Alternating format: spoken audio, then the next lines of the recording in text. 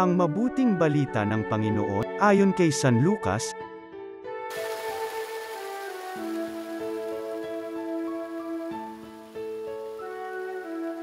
Noong panahong iyon, umakyat si Jesus sa bundok upang manalangin.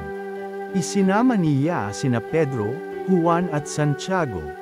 Samantalang siya'y nananalangin, nagbago ang anyo ng kanyang mukha, nagningning ang kanyang kasuotan na naging puting-puti.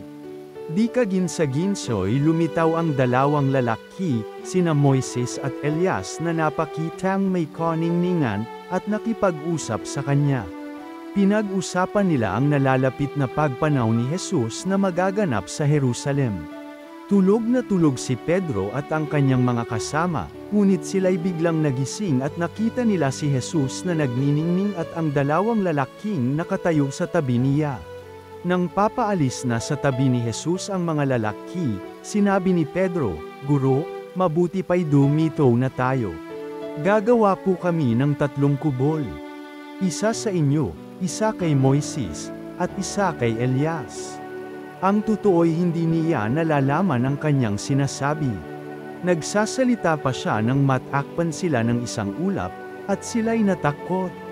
At may isang tinig mula sa alapaap na nagsabi, "Ito ang aking anak, ang aking hinirang. Siya ang inyong pakinggan." Nang tumigil ang tinig, nakita nilang nag-iisa na si Jesus. At hindi muna sinabi ng mga alagad kanino man ang kanilang nakita. Ang mabuting balita ng Panginoon.